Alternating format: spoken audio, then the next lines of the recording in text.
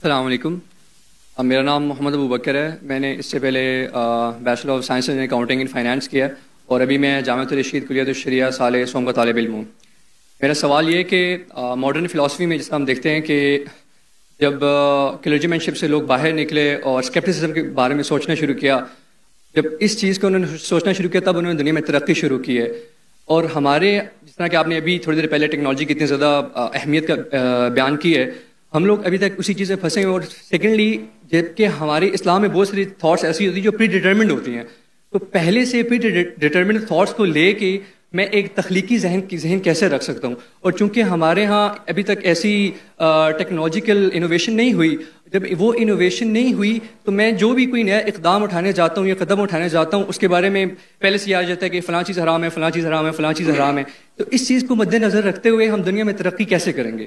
بھائی صاحب کا اچھا سوال ہے.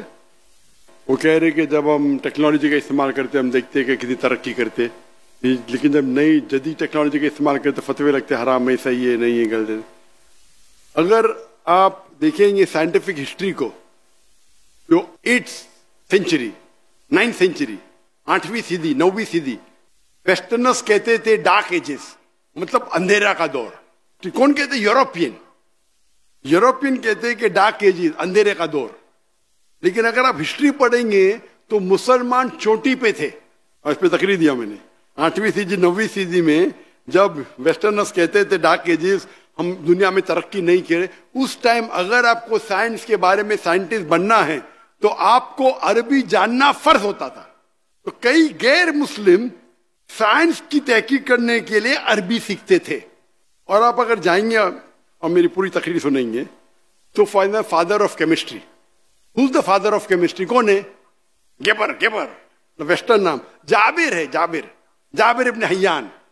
اس نے یہ جو الکوہل ہے، یہ الکوہل لفظ کدھر سے ہے؟ الکوہل جو شراب، الکوہل OH کدھر سے ہے؟ عربی لفظ سے الگل. ٹریگنومیٹری کو اس نے ایجاد کیا، مسلمان. آپ دیکھیں گے ابن سینا، ایویسینا ابن سینا، میڈیکل بک رازی. لسٹ آپ کو ملیں گے 8ویں 9ویں 10ویں صدی میں جو ہمارے سائنٹسٹ تھے. میڈیکل اسمال پاکس کا ایجاد کس نے کیا؟ ٹریٹمنٹ کس نے کیا؟ بکس، قانون. ڈاکٹر کے لیے قانون کی 2 والیوم جو تھے وہ آپ کو پڑھنا ہی چاہیے ڈاکٹر بننے کے لیے. لیکن ابھی کیا ہو گیا؟ ہم ترقی نہیں کرے. کیوں؟ پہلے ہم قرآن اور حدیث کے قریب تھے. جب قرآن اور حدیث کے قریب تھے ہم دنیا کے چوٹی پہ تھے. تعداد میں کم تھے ہم، ابھی تعداد میں تو زیادہ ہے. ہم 25%، 2 بلین. جھاگ کی طرح، اللہ کے رسول کہتے ہیں جھاگ کی طرح. کیا فائدہ؟ لوگ جھپٹنے کے لیے ٹھہرے. کیونکہ ہم قرآن اور حدیث کو دور جائیں، جتنا دور جائیں گے اتنا ہم دنیا میں بھی نیچے جائیں گے. تو اگر ہم قرآن پہ اور ریسرچ کریں اور وہ علماء کی بات مانیں جو صحیح ہے بنسبت حرام حرام ثبوت ہونا چاہیے، ہم شریعہ کو فالو کرنا چاہیے، جو علماء فتویٰ دیتے اسے ماننا چاہیے. لیکن کوئی بھی صحیح علماء کبھی بھی ٹیکنالوجی سے آپ کو روکے گا نہیں. صحیح علماء کبھی نہیں روکیں گا. اگر کچھ غلط ہے روکیں گا. ربا غلط ہے، ربا کے بنا دھندا نہیں کرتے تو بیوقوف لوگ جو بولتے. جتنے ٹاپ 500 ورلڈ کی companies all are debt free ہے، ٹاپ کمپنیز. تو جو ہر ایک فن میں الگ عالم ہے. آج کی تاریخ میں اسلامک اکنامکس میں نمبر 1 ہے مفتی تقی عثمانی، نمبر 1 دنیا کی. آپ کے وہ اسلامک اکنامکس کے ماہر ہے. اور حامد حسن جس نے میں نے کہا تھا ان کا انتقال ہو گیا، انہوں نے قائم کی تھی اسلامک یونیورسٹی اسلام آباد. میں ماشاءاللہ ان کے بہت قریب تک کافی گھنٹے گزارے اسلامک اکنامکس میں بات کرنے. ماشاءاللہ مفتی تقی عثمانی کے ساتھ بھی میں نے کافی وقت گزارے. یہ لوگ اسلامک اکنامکس ماہر ہے. ابھی کوئی دوسرا فتویٰ بولے گا یہ حرام حرام، ارے بھائی آپ کے پاس ہے کوئی دلیل؟ اور حنفی فقہ جو ہے اسلامک اکنامکس میں بیسٹ فقہ ہے. جو حنفی علماء نے جو کیے تحقیق ان اسلامک اکنامکس، اس لیے مفتی تقی عثمانی کی عزت سب جگہ ہے دنیا میں. ایون سعودی جائیں گے تو عزت ہے. یہ سچ ہے بھائی، میں کبھی ڈرتا نہیں سچ بات کر رہا. کیوں میں ان کو پریس کیا؟ چاروں ائمہ کی عزت کرتا ہوں میں. تو ہمیں یہ دیکھنا چاہیے. لیکن ایک بات میں کہوں کہ نہیں ہوں کہ پاکستان میں اور اسلامک ہونا چاہیے. مفتی تقی عثمانی صاحب ہے ادھر، لیکن ملیشیا میں ابھی ملیشیا کمپٹیشن نہیں ہو رہا نہیں تو آپ بولے واپس سے ویڈیو وائرل ہو جائے گا. نہیں، لیکن ملیشیا پاکستان کا کوئی اعتراض نہیں لے گا. انڈیا پاکستان میں اعتراض ہوتا ہے تو ملیشیا کا بول سکتا ہوں نا مفتی صاحب. ملیشیا میں جو پریکٹیکل اسلامک بینکنگ ہے بہت اچھی ہے. وہاں نمبر 2 शेख दाऊद बकर, वो नंबर 2 आते, वो मलेशिया में। लेकिन प्रैक्टिकली इस्लामिक बैंकिंग जो मलेशिया में वो और आम है। यहां मैं पूछ रहा था, कौन कह रहा था 23%, कौन इस्लामिक बैंकर कह रहा था कि 23%, वो भी अच्छी बात है, 23% of the banking is Islamic banking. Malaysia में और ज्यादा तादाद है, हालांकि मलेशिया में 63% मुसलमान है, तो वहां कम होना चाहिए ना।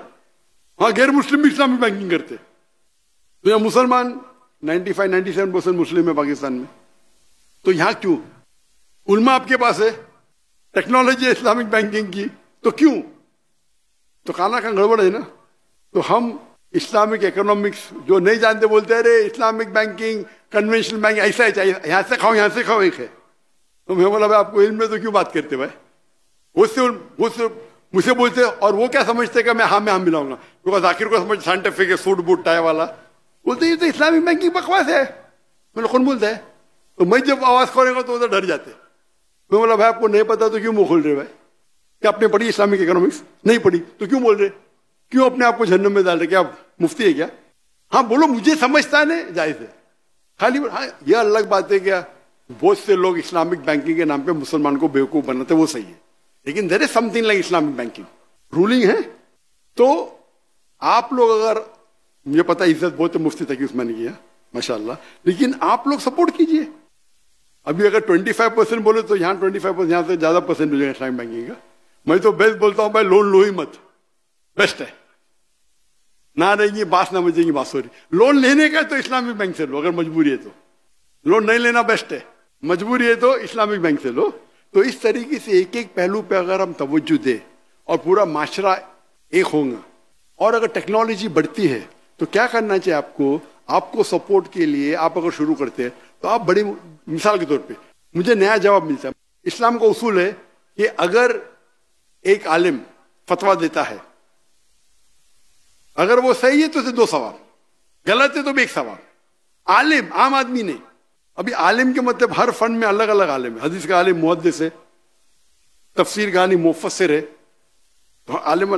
तो मुझे अगर कोई ऐसा जवाब मिला जो नया जवाब मिला तो मैं क्या करता हूं, I go under the umbrella of an आलिम, वो आई थिंक मैं उससे पूछता हूं मैं सही है क्या, हाँ सही। तो मुझे एक सर्टिफिकेट मिल गया, टिक सर्टिफिकेट देते नहीं, मतलब मैं पूछा हूं 2-3 आलिम से जो मेरे नजदीक खाई है, तो मैं जवाब देने लगता हूं। तो मैं कोई भी, हाँ मैं क्या कर सकता हूं, एक आलिम का जवाब ले सकता हूं, लॉजिकल दिखाऊं, वो ठीक है। वो दाई का काम क्या है, आलिम से सीखे, उसे पैलेटेबल हजम कराए आम पब्लिक को।